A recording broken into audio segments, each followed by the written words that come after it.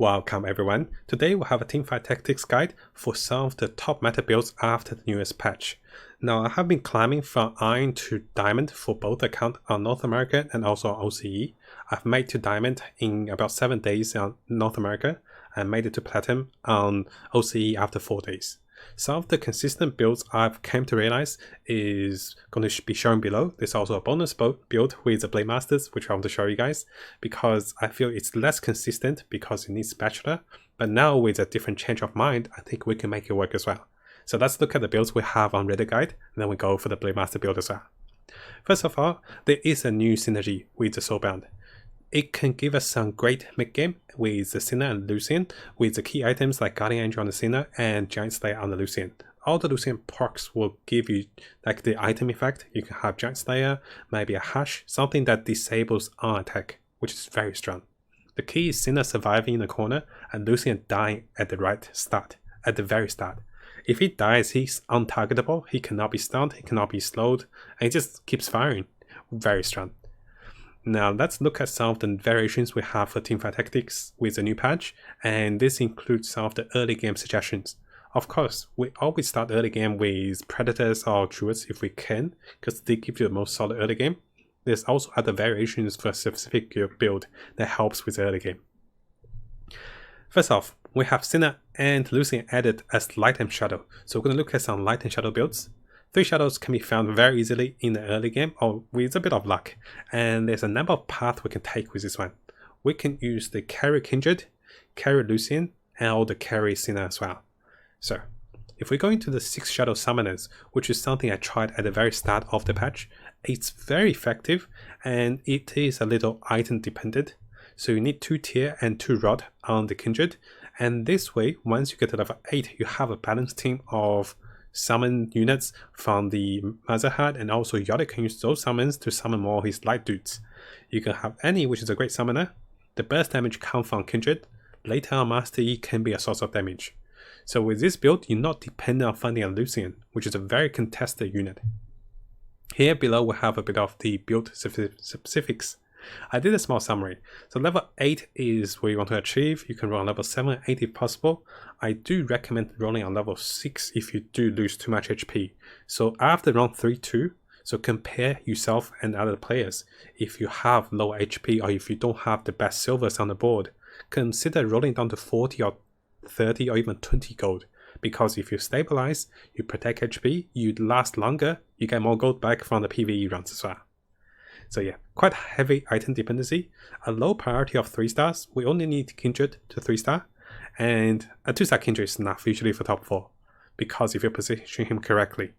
Do keep in mind there is one counter to the Kindred build. Because he casts right at the start of the game. If the enemy has a Trap Claw in the front and she targets the Trap Claw target, you'll be stunned for 4 seconds. This is one of the counters. That's why you consider variation when you consider, people have Trap Claw already. The variation will come with Lucian. The game potential is really good. You can get Kindred 3 as you level up to level 8, Master E 2, and sometimes you can add Mystic in versus Mages. Best Mystic will be Shuriken and Nani. Shuriken will stop spellcasting and Nani can do a great stun. She can also be your Morello carrier.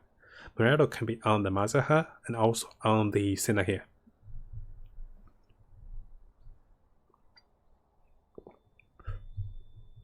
Next, we have the variation we spoke about. Do keep in mind the Rage Blade does not work on Lucian after testing it. So here there was a visual bug, I forgot to remove it. So with this build, you can see that this actually have 9 units. And similar to the other build before, but this time Kindred does not have items. The majority of the items actually goes to Lucian and Sinner.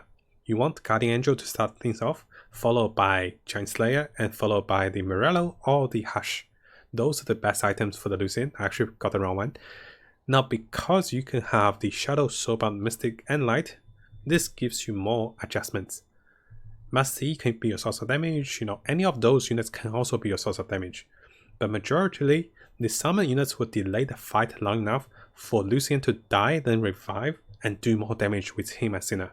Sinner with the Morello, if she casts on the Master E, everyone in between will have Morello effect on normal attack. It's like giving everyone the red buff, and that's really strong. So the key units are Sinner and Lucian. This is a higher tier build. It's recommended to roll a little later on level 7 and 8, and you do want to go to level 8 and 9 for 3 lights with Yorick.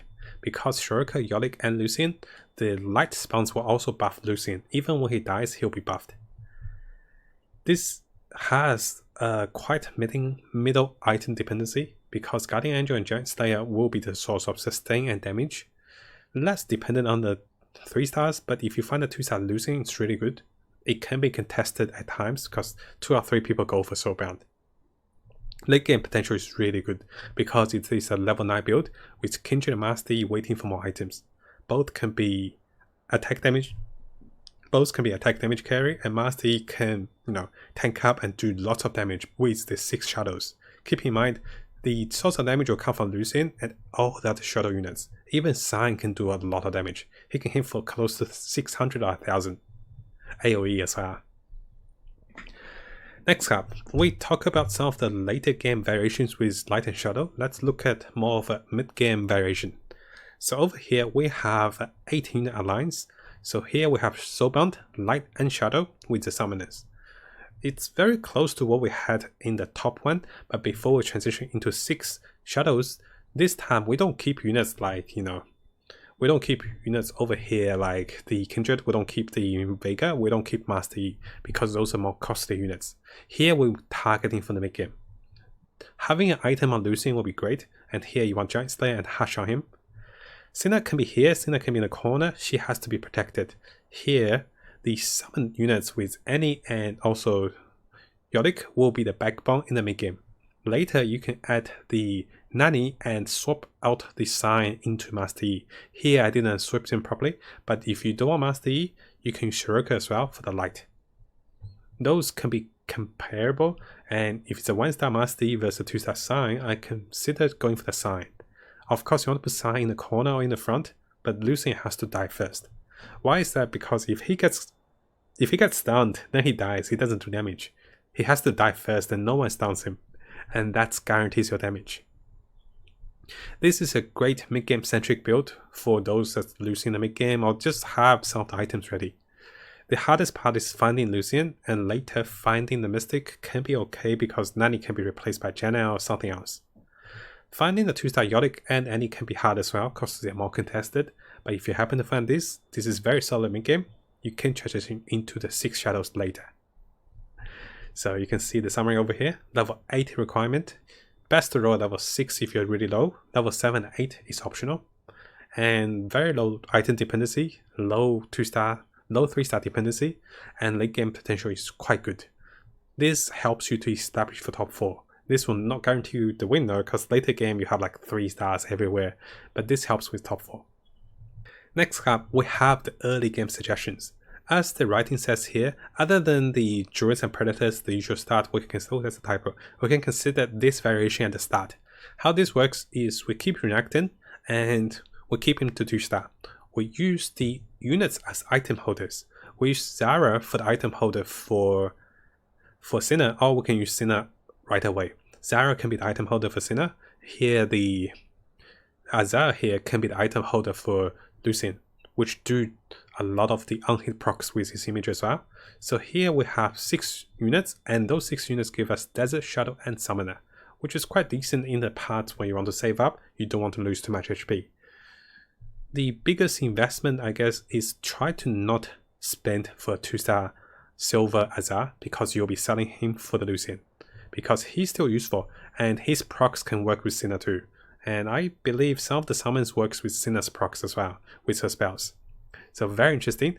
And of course, sometimes you can go for ability carry Kindred or additional attack carry Kindred. You can have some of the Kindred items on Zara too, and this can be interchangeable once you sell her.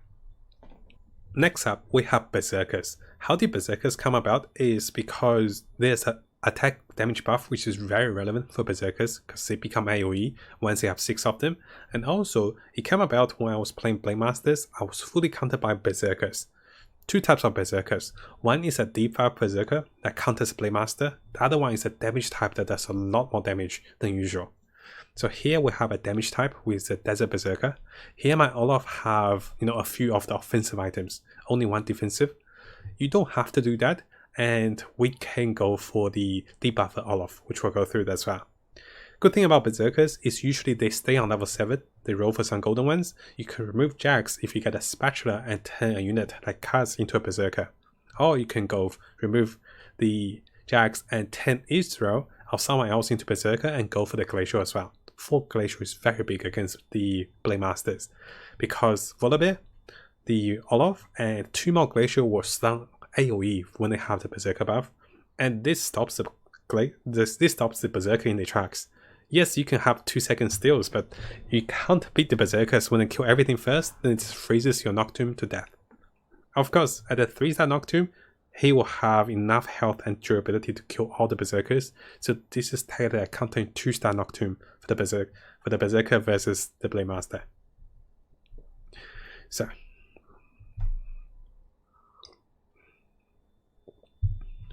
thank you, Professional. Thank you, buddy. Yeah, some good times, my friend.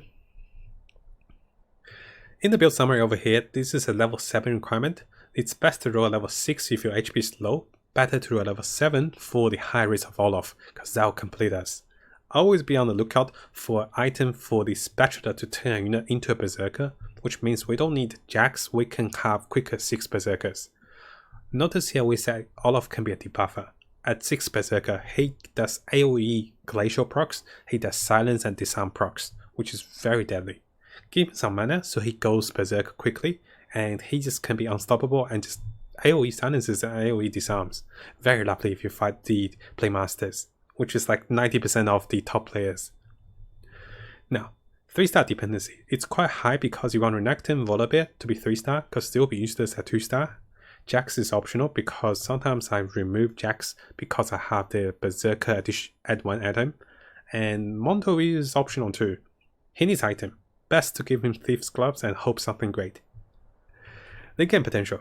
It's a solid late game potential because it matures faster with 6 Berserkers and silver units, and you can build on top of that. You can go, desert, 4 desert, 2 desert. You can go electric with Onem, a 2-star Onem with Z, or you can go with Lux with electric as well. But the key is having a 3-star golden electric unit to be able to zap people. Spatula, yes, we can go with Spatula given to Kaz, or we can give Spatula for Glacial. So go for 6 Berserkers or 4 Glacial is the best usage of Spatula.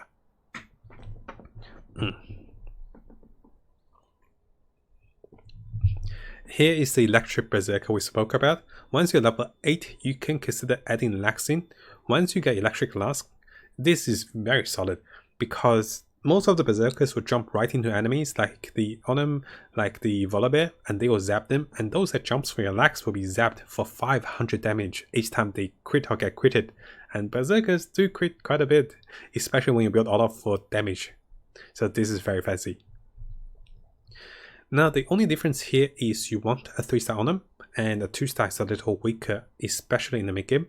Now if he's 3-star, give him some solid items and put him together with maybe Braum, so he can be the Glacial and Warden in the mid game. And this does help us a little bit, because sometimes we don't find enough Berserkers. Late game is very strong with the Lux for the electric of course. We talk about early game for Berserkers, and right away we can see we have 5 units on the board, and this gives us the 4 synergies, which is very valuable. We can go with Morado on the Renekton if you happen to have too many items that is magic based, in this last rod. And here you can use the Glacial Warden to tank up really nicely. And electric does a lot of damage in the early game, so this is no bad of a start if you don't have the Druids or Predators ready. So definitely consider this option. Allows you to save up really nice too. Now I had some questions about going Amumu with different builds, and here's a few variation builds of Amumu and Wardens. Now keep in mind, the top 2 builds I do feel they're either S tier or S minus tier. This build is like an A plus tier or A tier. So Ocean Mages are not top tier in the meta right now, but if no one can test them, this can be very strong, especially in the ultra late game, because you'll be using a lot of legendary units. So let's have a look. The first build is the ultra late game 6 Ocean Inferno Mage. Here we have 1, 2, 3 goldens and 2 purple.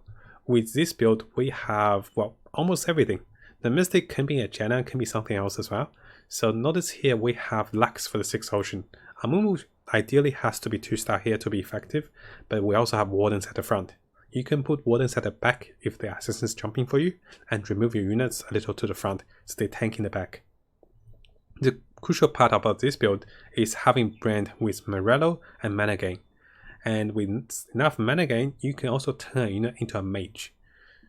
You can turn Mumu into a mage, you can turn any into a mage, and this is pretty good build versus a variety of teams. Because you have Wardens, you have everything, and Mumu can stun as well. The build summary shows that this needs to be level 9 to be completed, best to be rolling at level 7 for any of the tier 5 units. The item I want is Morello and mana gain on Brand. You can go with the Spear of Sojourn, you can go with the Seraphins, because he's the backbone of the mid-game. Similar to Ocean Mages, but this requires more upgrades. Before you find them, there's a transition phase which I'll show you very soon. We don't really need 3 stars because they're too costly for the mages. Good late game potential because this counters most builds and also mages. Having the Brand 2-star usually is enough in the mid game, and this allows us to save out to level 8 and 9 and push further for the silver units, not golden units. Spatula can be used on any or Lax or even Mumu, so really good spatula with a mage cap. The second variation with a Mumu. Here we have the second variation with a Mumu. So we don't have the Mumu in because I used the mountain here. Sorry guys, I was like mountain. Here we have the mountain here. I want to show you guys it's possible to have the mountain, but before you find Tarek or if you want to go with a Mumu, you can also use a Mumu here. I was told, and after testing a little bit, Moppa actually does a little more than a Mumu in terms of quick casting and just AoE damage a little higher. And he gets 2 stars very quickly if no one goes for him. So this is actually an adjustment to against the Blade Masters, the kind of the Berserkers that goes physical. Once you have those ready and tactic cast, what you find is your units don't die, you just keep casting more. The key part is basically having a Blade Mail on the Warden. It's a Thorn Mail. So having double armor with Thorn Mail on the Warden in the front, you just watch the Berserker kill themselves, and also the Blade Master can kill themselves. If you have enough HP and also tactic cast, the Nocturne can kill himself on this as well. So this is more tailored towards a physical lineup you're facing, and against the the attack damage dealers. This can also work against the Predators because they can't burst you down, and you do more magical damage against them. But once Predators are poisoned, they actually counter you a little bit. Yeah, 2-star tactic is the key here. Nothing too special. The good thing is that it counters the physical attack builds, and also here we consider the Thorn Mail on the Wardens, which does tremendous damage. I've tried the Berserkers. My Olaf has a Bloodthirster. He hits the Bram with the Thorn Mail. He just dies against the 2-star Bram. He kills himself super fast because he only have 30, 40 plus the 50 lifesteal. He just dies. Now, because we talk about mages, we can't avoid the mid-game traditional Ocean Mage. Ocean Mage here has the Summoners and the Infernos, and this is basically you see this every game before the new patch, and this can still work, but you need a little more. What you need is you can transition out of this into the Warden Mage, or you can transition into the late game Mage with this whole legendary set. It depends what you roll into. I recommend rolling or leveling up over rolling here, because once you level up to level 9, you open up to more options. Because this will not win you late game. I've tried this build, it never wins late game against Berserkers, against Blade Masters, people adding Shadows too with Mystic, and Ocean Mage is not enough. Yeah, this is a great early game setup into mid game, but it falls off in the late game. But it does show that this can still work, because people is less contesting for the Brand. They go for more attack damage builds now. As we said earlier, we're going to look at the Blade Master as a bonus. Here, the Blade Masters, we have a few variations. The first one is what happens when you get Spatula at the start. You should always go for Spatula, not only to counter enemy, but also to, start a very powerful build in the meta. Right now, this is the strongest build in the meta. Not many builds counters it. It also has inbuilt Mystic with Master E, so it also counters mages. And Nocturne's insanely strong, with the Blade Master of the Blade of the Ruin King. They call him the Blender. So this is where we want to get to. with the item sets, you don't need the red buff. This is optional. So those are the two best for silver. You don't need the Seraphims. It's also optional. Those are the ideal two items on Nocturne. Last one can be more Infinity Edge, can be a Rage Blade, can be something defensive like GA as well. So it's up to you. With this build, you have almost everything. The Blade Master does a lot. The steel delays enemy. You can add one more steel in with Lax. Once you level 8, you can add the Ocean in or something else in, which is really good. What I want to show you guys is, what if you play the Blade Master, you don't have a spatula? What you do is, you make sure that you actually, let me adjust this. So you make sure that you're actually playing for the spatula units, but if you happen to not find it, you have to adjust. So how you want to adjust is, you want to adjust into some form of Blade Master that can always be open up for spatula. But if you don't have it, how to adjust is, you can start with the desert. Ooh, this will take a little time, so let's get them. So you can start with the desert and the Blade Masters if you happen to go into this path, and then once you get enough solid frontline, let me get the other one. So you can put in Azar and take away the Renekton. Now what you're looking at is, those becomes you kind of core units. Oh, of course you don't get the Master either. Master won't come anytime soon. So you're basically playing the Blade Master with Nocturne in mind to turn Nocturne into a Blade Master. But if you happen to not find it, what you do is, you want to get the Master E back once you're level 7 or 8 once you find him, and you want to start going to Summoners. So, where is the Yolik? Hello Yolik. Hey, his class is a Summoner, right? Here you go. This is what happens when you do not find your Nocturne with Spatula. All of a sudden you become a Summoner. Oh, that's not Yolik. Hey, Yolik doesn't look like that. Here you go.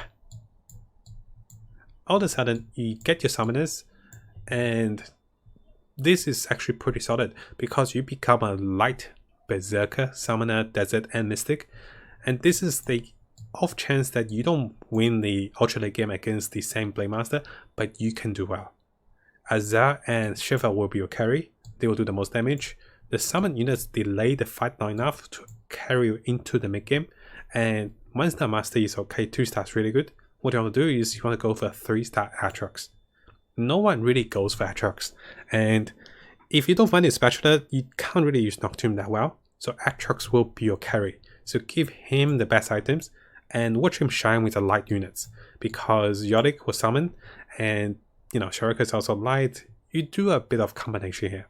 This is a build that goes for top 4, sometimes even top 2. It will lose to the Nocturne Blade Master, but it's strong enough. It is strong enough to go even top 1 if you have a 3-star Shiva, 3-star Azar, or even 3-star Atrox. Other than that, if you don't find those units in time, always go for a Jenna, because Jenna will give you a cloud, and you can do another variation here, which I'll show you guys. Is our last desert.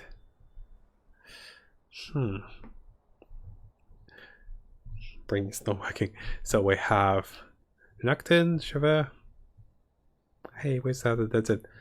Oh yeah, Kaz. That's right. I knew I remembered him. Let's go to our assassins.